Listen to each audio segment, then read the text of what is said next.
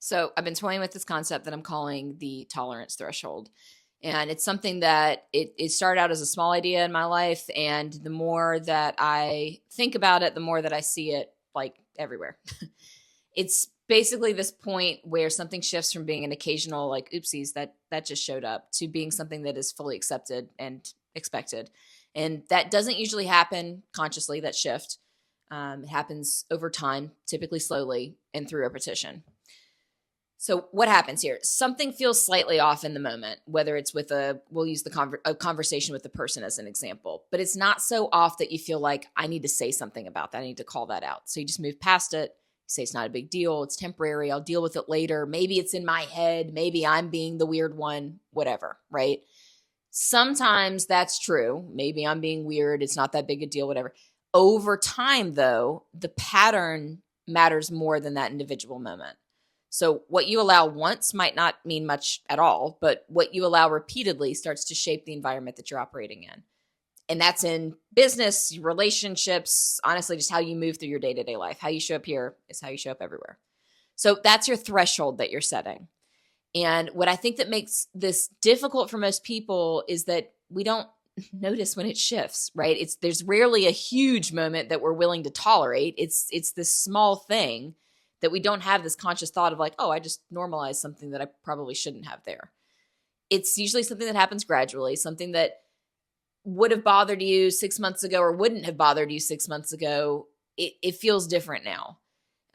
You've gotten so used to it that you're just pushing past it instead of treating it like information or treating it like a vital sign in your environment.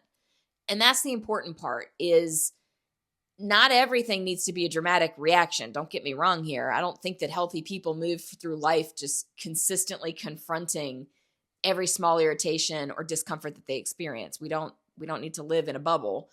But I do think that there is value in paying attention to the things that consistently leave a residue on you.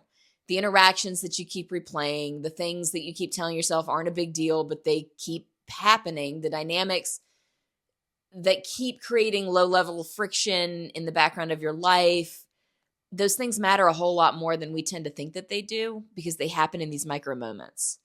When I was writing about this, one of the things that I mentioned is that if you're trying to get clear on where your threshold may have shifted, there's 3 questions that are worth sitting with.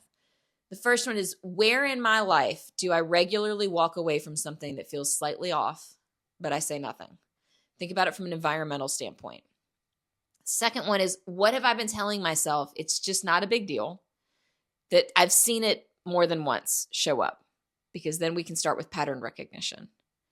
And the third one is, what would it look like to interrupt this just a little bit earlier next time it happens?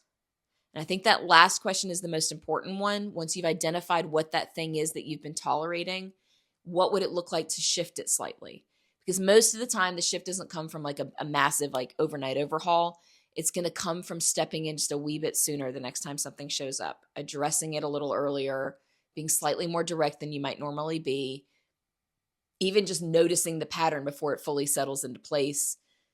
Resettling the threshold doesn't mean that you have to react to everything. It just means that you're more intentional about what repeatedly you allow to continue.